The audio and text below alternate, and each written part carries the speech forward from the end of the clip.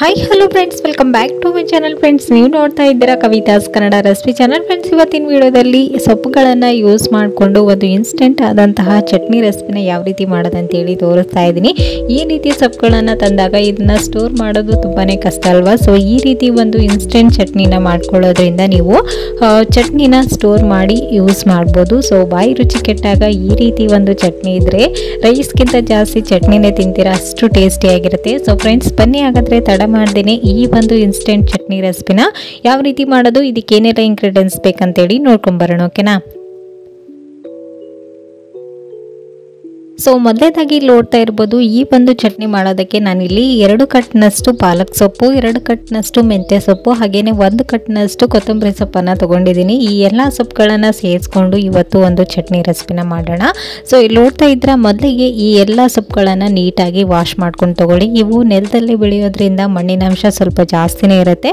ಹಾಗಾಗಿ ಈ ಸೊಪ್ಪುಗಳನ್ನು ಒಂದು ಸಲ ಅಲ್ಲದೇನೆ 1-2-3 ಸರಿ ಇದನ್ನು ನೀಟಾಗಿ ವಾಶ್ ಮಾಡ್ಕೊಂಡು ತಗೊಳ್ಳಿ. ನಂತರ ಇದರಲ್ಲಿ ಒಂದು ಸ್ವಲ್ಪ ನೀರಿನಂಶ ಇಲ್ಲ ಥರ ನೀಟಾಗಿ ವಾಶ್ ಮಾಡಿಕೊಂಡು ಇದನ್ನು ಈ ರೀತಿ ಚಿಕ್ಕ ಚಿಕ್ಕ ಪೀಸ್ಗಳಾಗಿ ಕಟ್ ಮಾಡಿ ತೆಗೆದಿಟ್ಕೊಳ್ಳಿ. ಓಕೆನಾ? ಸೊ ಇಲ್ಲಿ ನೋಡ್ತಾ ಇದ್ದೀರಾ, ಇವಾಗ ಮೆಂತ್ಯ ಸೊಪ್ಪು, ಕೊತ್ತಂಬರಿ ಸೊಪ್ಪು ಹಾಗೆಯೇ ಪಾಲಕ್ ಸೊಪ್ಪನ್ನು ನೀಟಾಗಿ ವಾಶ್ ಮಾಡಿ ಇದನ್ನು ಈ ರೀತಿಯಾಗಿ ಕಟ್ ಮಾಡಿ ಇಟ್ಕೊಂಡಿದ್ದೀನಿ. ಸೊ ಇವಾಗ ಇದಕ್ಕೆ ಬೇಕಾದಂಥ ಒಂದು ಮಸಾಲಾನ ರೆಡಿ ಮಾಡ್ಕೊಳ್ಳೋಣ. ಇವಾಗ ಒಂದು ಮಿಕ್ಸಿ ಜಾರ್ಗೆ 2 ಈರುಳ್ಳಿನ ಈ ರೀತಿಯಾಗಿ ದೊಡ್ಡದಾಗಿ ಕಟ್ ಮಾಡಿ ಸೇರಿಸ್ಕೊಂಡಿದ್ದೀನಿ. ಹಾಗೆಯೇ ಒಂದು 7-8 ಹಸಿಮೆಣಸಿನಕಾಯಿನೂ ಕೂಡ ಕಟ್ ಮಾಡಿ ಸೇರಿಸ್ಕೊಳ್ತಾ ಇದ್ದೀನಿ. 1 ಟೇಬಲ್ ಸ್ಪೂನ್ ಅಷ್ಟು ಜೀರಿಗೆ ಹಾಗೂ ಒಂದು ಸ್ವಲ್ಪ ಶುಂಠಿ ಮತ್ತೆ ಒಂದು ಸ್ವಲ್ಪ ಬೆಳ್ಳುಳ್ಳಿನೂ ಕೂಡ ಸಿಪ್ಪೆ ಬಿಡಿಸಿ ಸೇರಿಸ್ಕೊಳ್ತಾ ಇದ್ದೀನಿ. ಇವಾಗ ಈ ಒಂದು ಚಟ್ನಿಗೆ ಒಂದು ಸ್ವಲ್ಪ ಕಲರ್ ಬರೋದಕ್ಕೋಸ್ಕರ ನಾನಿಲ್ಲಿ ಕಾಶ್ಮೀರಿ ಚಿಲ್ಲಿ ಪೌಡರ್ನ 2 ಟೇಬಲ್ ಸ್ಪೂನ್ ಅಷ್ಟು ಯೂಸ್ ಮಾಡ್ತಾ ಇದ್ದೀನಿ. ನಂತರ ಇದಕ್ಕೆ ರುಚಿಗೆ ತಕ್ಕಷ್ಟು ಉಪ್ಪು, ಒಂದು ಸ್ವಲ್ಪ ಹುಣಸೆ ಹಣ್ಣನ್ನು ಹಾಕ್ತಾ ಇದ್ದೀನಿ. ಈ ಹುಣಸೆ ಹಣ್ಣು ಹಾಕೋದ್ರಿಂದ ಈ ಚಟ್ನಿ ನೀವು 2 ಡೇಸ್ ಔಟ್ಸೈಡ್ ಇಟ್ಟರೂ ಹಾಳಾಗೋದಿಲ್ಲ, ಫ್ರೆಶ್ ಆಗಿ ಚೆನ್ನಾಗಿರುತ್ತೆ. ಸೊ ಹಾಗಾಗಿ ಹುಣಸೆ ಹಣ್ಣನ್ನು ಸ್ಕಿಪ್ ಮಾಡೋದಕ್ಕೆ ಹೋಗಬೇಡಿ.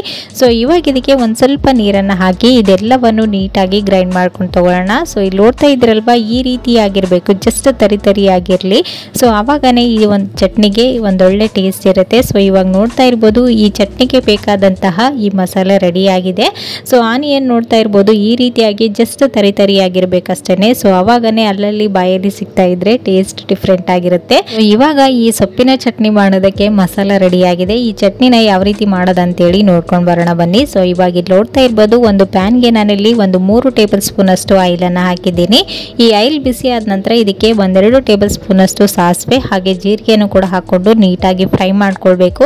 ಇದೆಲ್ಲವೂ ನೀಟಾಗಿ ಫ್ರೈ ಆದ ನಂತರ ಇದಕ್ಕೆ ಚಿಕ್ಕದಾಗಿ ಕಟ್ ಮಾಡ್ಕೊಂಡಿರುವಂತಹ ಬೆಳ್ಳುಳ್ಳಿ ಹಾಗೂ ಒಂದು ಸ್ವಲ್ಪ ಅಲ್ಲನೂ ಕೂಡ ಹಾಕೊಂಡು ನೀಟಾಗಿ ಹಸಿ ವಾಸನೆ ಹೋಗೋವರೆಗೂ ಫ್ರೈ ಮಾಡ್ಕೊಳ್ಬೇಕು. ಈ ರೀತಿ ಫ್ರೈ ಮಾಡ್ಕೊಂಡ ನಂತರ 1 ಟೇಬಲ್ ಸ್ಪೂನ್ ಅಷ್ಟು ಕಡಲೆಬೇಳೆನೂ ಕೂಡ ಹಾಕೊಂಡಿದ್ದೀನಿ. ನಂತರ 1-2 ಬ್ಯಾಡಗಿ ಮೆಣಸಿನಕಾಯಿನ ಹಾಕೊಂಡು ಇದನ್ನು ಕೂಡ ಅಷ್ಟೇ ಹೊಂಬಣ್ಣ ಬರೋವರೆಗೂ ನೀಟಾಗಿ ಫ್ರೈ ಮಾಡ್ಕೊಳ್ಳಿ. ನಂತರ 1-2 ಕಡ್ಡಿಯಷ್ಟು ಕರಿಬೇವು ಸೊಪ್ಪನ್ನು ಕೂಡ ಹಾಕೊಂಡು ಫ್ರೈ ಮಾಡ್ಕೊಂಡ ನಂತರ ನಾವು ಮೊದಲಿಗೆ ಹಸಿಯಾಗಿನೇ ರುಬ್ಕೊಂಡಿದ್ವಲ್ವಾ ಬೆಳ್ಳುಳ್ಳಿ, ಈರುಳ್ಳಿ ಹಾಗೂ ಹಸಿಮೆಣಸಿನಕಾಯಿ ಚಟ್ನಿ, ಸೊ ಅದನ್ನು ಇದರಲ್ಲಿ ಹಾಕಿ ಈ ಮಸಾಲ ಪೇಸ್ಟಲ್ಲಿರುವಂತಹ ಹಸಿ ವಾಸನೆ ಎಲ್ಲನೂ ಹೋಗೋವರೆಗೂ ಆಯಿಲಲ್ಲಿನೇ ನೀಟಾಗಿ ಫ್ರೈ ಮಾಡ್ಕೊಳ್ಬೇಕು. ಸೊ ಇವಾಗನೇ ಬೇಕಂದರೆ ನೀವು ಉಪ್ಪು ಖಾರನ ಬ್ಯಾಲೆನ್ಸ್ ಮಾಡ್ಕೊಳ್ಬೋದು. ಓಕೆನಾ? ಸೊ ಇವಾಗ ಇಲ್ಲಿ ನೋಡ್ತಾ ಇದ್ರೆ ಇದೆಲ್ಲವೂ ಫ್ರೈ ಆಗಿ ಆಯಿಲ್ ಸಪ್ರೇಟ್ ಆದ ನಂತರ ಇದಕ್ಕೆ 1 ಟೇಬಲ್ ಸ್ಪೂನ್ ಅಷ್ಟು ಅರಿಶಿಣನೂ ಕೂಡ ಹಾಕ್ತಾ ಇದ್ದೀನಿ. ಇದೆಲ್ಲವೂ ಹಾಕಿದ ನಂತರ ಇದಕ್ಕೆ ನಾವು ಮೊದಲಿಗೆ ವಾಶ್ ಮಾಡಿ ಇಟ್ಕೊಂಡಿರುವಂತಹ ಮೆಂತ್ಯ ಸೊಪ್ಪು, ಪಾಲಕ್ ಸೊಪ್ಪು ಹಾಗೆಯೇ ಒಂದು ಸ್ವಲ್ಪ ಕೊತ್ತಂಬರಿ ಸೊಪ್ಪನ್ನು ಕೂಡ ಸೇರಿಸ್ಕೊಂಡು ಇದನ್ನು ಕೂಡ ಅಷ್ಟೇ ನೀಟಾಗಿ ಆಯಿಲಲ್ಲಿನೇ ಫ್ರೈ ಮಾಡ್ಕೊಳ್ಬೇಕು. ಸೊ ಇದಕ್ಕೆ ನಾವು ಜಾಸ್ತಿ ನೀರನ್ನು ಸೇರಿಸ್ಕೊಂಡಿಲ್ಲ ಅಲ್ವಾ. ಸೊ ಹಾಗಾಗಿ ಈ ಚಟ್ನಿ 2 ಡೇಸ್ ಔಟ್ಸೈಡ್ ಇಟ್ರೂ ಫ್ರೆಶ್ ಆಗಿ ಚೆನ್ನಾಗಿರುತ್ತೆ. ಸೊ ಇವಾಗ ನೋಡ್ತಾ ಇದ್ರಲ್ವ, ಇದರಲ್ಲಿರ್ತಕ್ಕಂಥ ನೀರಿನಂಶ ಎಲ್ಲನೂ ಕಂಪ್ಲೀಟ್ ಆಗಿ ಹೋಗಿ ಈ ಸೊಪ್ಪುಗಳೆಲ್ಲ ಫ್ರೈ ಆಗೋವರೆಗೂ ಈ ರೀತಿ ಫ್ರೈ ಮಾಡ್ಕೊಳ್ಬೇಕಾಗತ್ತೆ. ಸೊ ಇದನ್ನು 1-2 ಮಿನಿಟ್ಸ್ ಬೇಯಿಸ್ಕೊಂಡ್ರೆ ಸಾಕು, ಈ ಸೊಪ್ಪು ನೀಟಾಗಿ ಫ್ರೈ ಆಗಿರುತ್ತೆ. ಸೊ ಇವಾಗ ನೋಡ್ತಾ ಇರ್ಬೋದು, ಕಲರ್ಫುಲ್ ಆದಂತಹ ಈ ಸೊಪ್ಪಿನ ಚಟ್ನಿ ರೆಡಿ ಆಗಿದೆ. ಸೊ ಇದನ್ನು ಸ್ಟವ್ ಆಫ್ ಮಾಡಿಕೊಂಡು 1-2 ಮಿನಿಟ್ಸ್ ಹಾಗೇನೆ ಬಿಟ್ಬಿಡಬೇಕು. ಸೊ ಇಲ್ಲಿ ನೋಡ್ತಾ ಇದ್ರೆ ಈ ರೀತಿ ಆಯಿಲ್ ಸಪ್ರೇಟ್ ಆದ ನಂತರ ಈ ಚಟ್ನಿನ ಸರ್ವ್ ಮಾಡಬೇಕು. ಬಿಸಿಯಾಗಿರೋದಕ್ಕಿಂತ ಇದನ್ನು 1-2 ಮಿನಿಟ್ಸ್ ಬಿಟ್ಟು ತಣ್ಣಗಾದ ನಂತರ ಸರ್ವ್ ಮಾಡಿದ್ರೇ ಈ ಚಟ್ನಿ ತುಂಬಾ ಟೇಸ್ಟಿಯಾಗಿರುತ್ತೆ.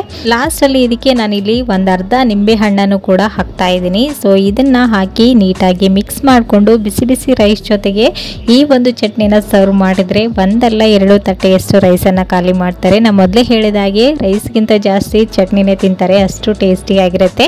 ಈ ಒಂದು ಸೊಪ್ಪುಗಳ ಸೀಸನ್ನಲ್ಲಿ ಈ ರೀತಿ ಒಂದು ಚಟ್ನಿನ ನೀವು ಕೂಡ ಮನೆಯಲ್ಲಿ ಒಂದ್ಸರಿ ಟ್ರೈ ಮಾಡಿ ನೋಡಿ. ಜಾಸ್ತಿ ಸೊಪ್ಪುಗಳನ್ನು ತಂದಾಗ ಸ್ಟೋರ್ ಮಾಡೋದು ಕಷ್ಟ ಅಲ್ವಾ. ಸೊ ಆವಾಗ ನೀವು ಈ ರೀತಿ ಒಂದು ಚಟ್ನಿನ ಮಾಡಿ ಸ್ಟೋರ್ ಮಾಡ್ಬೋದು. ನಿಮಗೆ ಬೇಕಾದಾಗ ಜಸ್ಟ್ ರೈಸ್ನ ಮಾಡ್ಕೊಂಡು ಮಾಡಿಕೊಂಡು ಈ ಚಟ್ನಿನ ಹಾಕಿ ತುಪ್ಪ ಹಾಕಿ ತಿಂತಾ ಇದ್ದರೆ ಹಾಗೇನೆ ತಿಂತಾನೆ ಇರ್ತೀರಾ, ಅಷ್ಟು ಟೇಸ್ಟಿಯಾಗಿರುತ್ತೆ. ಸೊ ಫ್ರೆಂಡ್ಸ್, ನೋಡ್ತಿರಲ್ವಾ ಇವತ್ತಿನ ಈ ಒಂದು ಇನ್ಸ್ಟೆಂಟ್ ಚಟ್ನಿ ರೆಸಿಪಿ ನಿಮಗೂ ಕೂಡ ಖಂಡಿತ ಇಷ್ಟ ಆಯ್ತು ಅಂತ ಅಂದ್ಕೊಂಡಿದ್ದೀನಿ. ಇಷ್ಟ ಆದರೆ ಪ್ಲೀಸ್ ಒಂದು ಲೈಕ್ ಕೊಡೋದನ್ನು ಮರಿಬೇಡಿ. ಮತ್ತು ನಾಳೆ ಹೊಸ ರೆಸಿಪಿಯೊಂದಿಗೆ ಮತ್ತೆ ನಿಮ್ಮನ್ನ ಮೀಟ್ ಮಾಡ್ತೀನಿ ಫ್ರೆಂಡ್ಸ್. ಅಲ್ಲಿವರೆಗೂ ಟೇಕ್ ಕೇರ್, ಬಾಯ್.